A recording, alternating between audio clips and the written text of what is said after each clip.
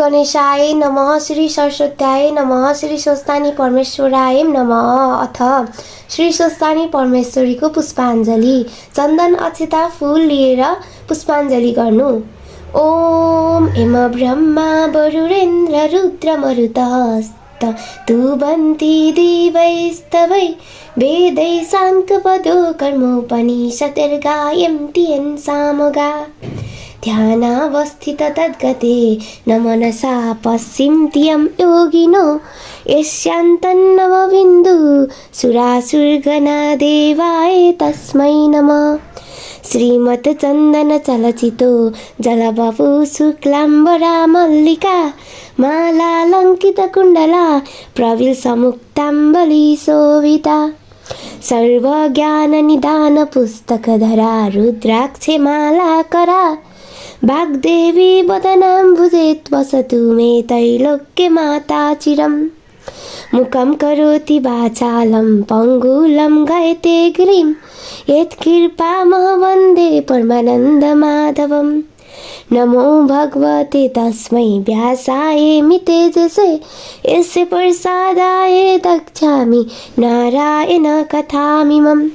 नारायणं नमस्कृतं नरचैव नरोत्तमं देवीं सरस्वतीं व्यासायं ततो जयमुदीरये। हातमा लिएको पुष्पाञ्जली पुस्तकमा चढाउने र ध्यानपूर्वक श्री स्वस्तानीको कथा श्रवण गर्ने। तृतीय अध्याय। कुमारजी आज्ञा गर्नुहुन्छ, हे अगस्त्य मुनि, समुद्रभित्र पृथ्वी कसरी सृष्टि भएकी थिइन् भने जसै विष्णुले मधु कटैबालाई मारेथे तिनीहरूको शरीरको विभिन्न चीजबाट पृथ्वीको उत्पत्ति भयो। बोसो पानीमा जम्नाले स्थल वा पृथ्वी भयो, मासुले पर्वत भयो, हाडले पत्थर भयो। त्योदेखि ब्रह्माले चतुर्दश भुवनको सृष्टि गरे, जस्तै भूलोक, भुवरलोक, स्वर्लोक, महरलोक, जनलोक, तपोलोक, सत्यलोक र अतल, वितल, सुतल, तलातल, महातल, रसातल, पाताल। यो कुरा अघि पनि मैले संक्षेपमा सुनाएको छु। यी 14 भुवन सृष्टि गरी फेरि द्वीप सृष्टि गरे। जम्बुद्वीप, प्लवक्षद्वीप, साल्मलीद्वीप, कुशद्वीप, कौञ्चद्वीप, शाकद्वीप, पुष्करद्वीप, यी 7 द्वीप र 7 समुद्र सृष्टि गरे, जस्तै ईश्वरशोध समुद्र, सुरोध समुद्र, घृतोद समुद्र, छ्यारोद समुद्र, क्षीरोद समुद्र, दधिमण्डोद समुद्र, शुद्धोदक समुद्र, यी 7 समुद्र सृष्टि गरे। अब जल थल आकाशमा रहने प्राणीहरूको कुन किसिमले सृष्टि भयो भन्ने कुरा तर्क र शास्त्र अनुसार कहन्छु, सुन। पहिले जगत जलमय थियो, तसर्थ त्यहाँ जल जन्तुहरू उत्पन्न भए। त्यसबेला त्यहाँ मानिसहरू उत्पन्न हुनै सक्थेनन्। त्यसपछि अलिअलि सृष्टि उत्पन्न भएर जल थल दुवैमा बस्ने कछुवाहरू उत्पन्न भए। अनि जल सुक्न थाल्यो र कहीँ वन जङ्गल पनि भयो, हिलो भयो, अनि सृष्टि पनि उत्पन्न हुँदै आयो। त्यहाँ हिलोमा पौडने, आहाल खेल्ने र वन तथा जङ्गलमा चढ्ने, जङ्गलमा बस्ने कनेलहरू उत्पन्न भए। अनि पानी सुक्यो, वन पनि पुरा भएर आबादी हुन पनि थाल्यो। त्यसपछि अर्धमानुष्य प्राणी उत्पन्न भए, हुँदाहुँदै मानिस भए। अनि सृष्टिको राम्रो विकास भयो र चराचुरुङ्गी आदि गरेका संसारमा भएका जति प्राणी सृष्टि भए। तर कोही भन्छन् जसमा सृष्टिको कर्म पन्छी पशु आदि योनिद्वारा कर्मश सुध्रिँदै जान्छ र बानरसम्म पुगेपछि त्यसको समेत विकास हुँदा मनुष्यको उत्पत्ति भयो भन्छन्। परन्तु प्राणीको विकास आर्य शास्त्रीय रीत अनुसार हेर्ने हो भने जीवात्मा सूक्ष्म छन्, यिनीहरूको स्थूल शरीर भन्दा भिन्न छन्। जीवात्मा एक एक स्थूल शरीर छोड्दै कर्मश उत्पन्न हुँदै उत्पन्न स्थूल शरीरमा जन्म लिन्छन्। त्यसो भनेका भए त्यो वैज्ञानिक तर्क पनि शास्त्रानुकूल हुने थियो। तर आर्यहरूको आस्तिकतालाई मात्र छाडेर अरू आर्य शास्त्र अनुसार नै बताए, जुन कुराको कर्ममाथि नै लेखिसकियो। अब एक दृष्टिकोण आर्य शास्त्रीयतिर र अर्को दृष्टिकोण वैज्ञानिकतिरका भनाइतिर पनि दिएर तुलनात्मक विचार गर्ने हो र आर्य शास्त्रको गम्भीर तत्त्व विचार पनि गर्ने हो भने दुवै मतमा जीवान्तवाद बाहेक अरू विकासहरूको सामञ्जस्यवाद हुन सक्छ। अवतारहरू सृष्टि विकासहरूका रूपक हुन् भन्ने कल्पना चाहिँ सत्य हुन सक्दैन, किनभने अण्डजमा कर्मले सृष्टिको विकास भएको होइन, किन्तु स्थावर वृक्षका कर्मले सृष्टि विकास भएको हो। व्यष्टि सृष्टिमा प्रथम योनि स्थावर योनि हो भगवानका अवतार सृष्टिका निर्मित भएका होइनन्, किन्तु सृष्टिको रक्षाका निमित्त भएका हुन्। त्यसैले भगवानका अवतार रहस्यको मिलन सृष्टि विकासतिर मिलाएर अवतार रहस्यलाई बिगार्ने चेष्टा गर्नु अकाण्ड ताण्डव मात्र हो। शास्त्रमा सृष्टिको गतिविधि चक्र घुमे जस्तै छ भन्ने कुरा भनिसकियो। अतएव चक्रको आधा हिस्सा तलतिर र आधा हिस्सा माथितिर गइरहन्छ।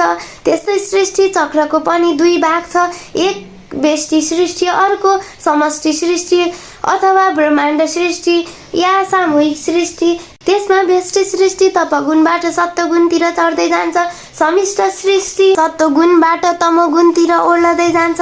समिष्ट र व्यष्टिको प्रवाह मध्ये आर्य जातीय महर्षिहरूलाई दुवै प्रवाहको आस्तिकतापूर्ण ज्ञान थियो, परन्तु पश्चिमी पण्डितहरूलाई आकस्मिकता रहित व्यष्टि सृष्टिको मात्र कतिपय अंशमा अलिअलि ज्ञान रहेछ, किनभने पुराणहरूमा पिण्ड सृष्टि या व्यष्टि सृष्टि जीवहरूको सृष्टि प्रवाह उत्तिज अर्थात् वनस्पतिदेखि लिएर स्वदेश अण्डज औँ जरायु जता पुग्दछ भनेको छ।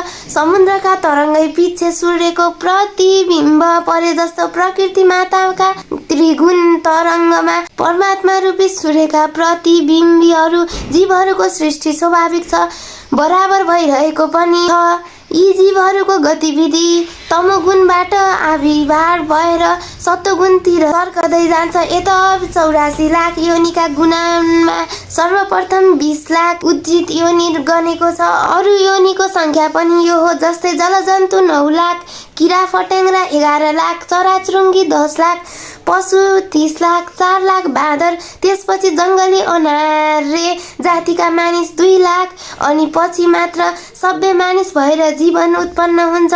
मनुष्य योनि स्वातन्त्र्यको केन्द्र हो, तसर्थ स्वातन्त्रताको दुरुपयोग गरेर अप्राकृतिक कर्महरू गर्न लागे भने यम यातना भोगेर फेरि त्यस अप्राकृतिक कर्म पाप कर्म कार्य जीवलाई कर्मानुसार उद्दिज आदि पछिल्लोतिरकै योनिमा फर्कनु पर्दछ। मनुष्य योनिमा पनि प्रकृतिका नियम अनुसार कर्म गर्दै गयो भने त्यस जीवनको झन विकास हुन्छ। विकास सामग्री अनुसार जीवको उन्नति अभ्युदय पनि तारतम्यको हुन्छ। जस्तै कर्म अनुसार मनुष्य लोक काशी मनुष्य भुवार लोकमा मात्र चढे अलिकति विकास भयो, स्वर्गलोकमा चढेछ भने अलि केही विकास भएछ। त्यस्तै महरलोक जनलोक तपलोक सत्यलोकमा जति जति माथि चढ्दै जान्छ उति उति जीवनको विकास हुँदै गएको हुन्छ। जीवको यस विकास क्रममा पशु योनि र मनुष्य योनिको मध्यम योनि गो योनि हो भनेर कोही भन्दछन्, सिंह योनि हो भन्ने पनि कति छन्, बाँदर योनि हो भन्ने पनि धेरैले मत छ।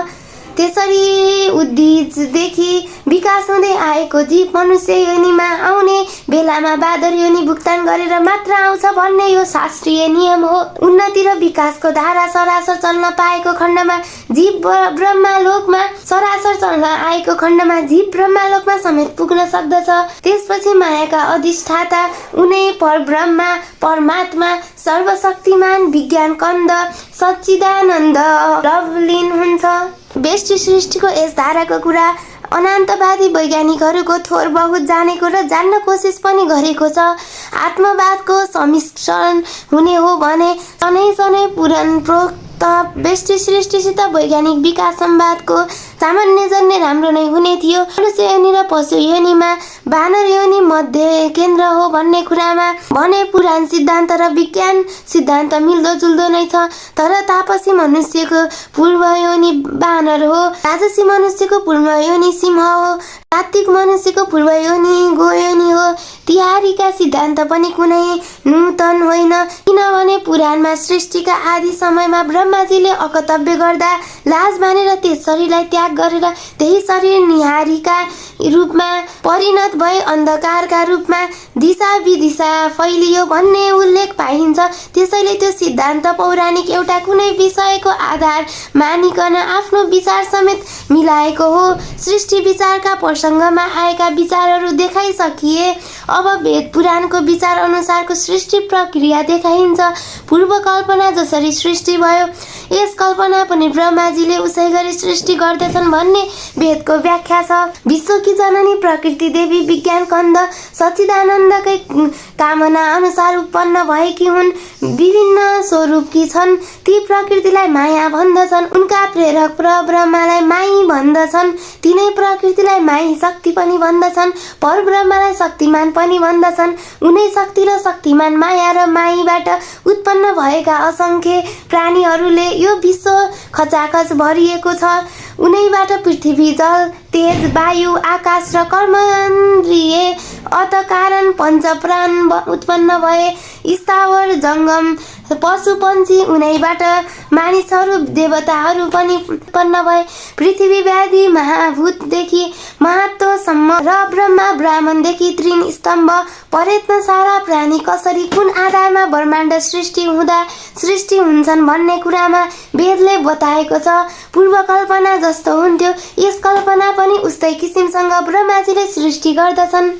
इति श्री केन्द पुराणे केदारखण्डे माघ महात्म्ये कुमारगस्त्य संवादे श्री स्वस्तानि परमेश्वरायं व्रतकथायां सृष्टि विकास कर्म वर्णन नाम तृतीय अध्याय। पनहेतु मङ्गलं वह सकल जगर मङ्गलालय श्रीमान दिनकर किरण निबोधित नवनलिन दलिनी भिक्षेन कृष्ण काले वर्षतु पर्जन्ये पृथिवी सस्यशालिनी ते सौम्ये वरहितो ब्रह्मण सन्तु निर्भया अपुत्रा पुत्रन सन्तु पुत्रन सन्तु पौत्रन निर्धना सदना सन्तु जीवन्तु शरदां शतम्।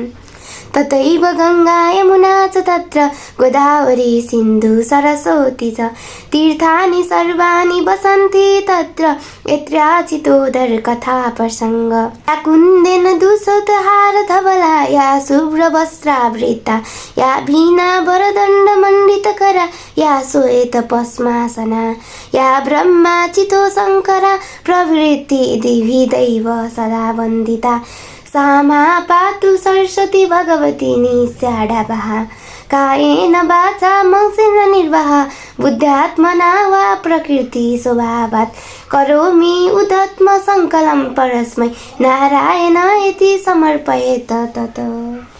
यति सुनिसकेपछि कथा सुन्ने श्रोता सबैले पुष्पाञ्जली चढाई दण्डवत गर्नु र आफ्ना आफ्ना मनका चिन्तन वरदान माग्नु।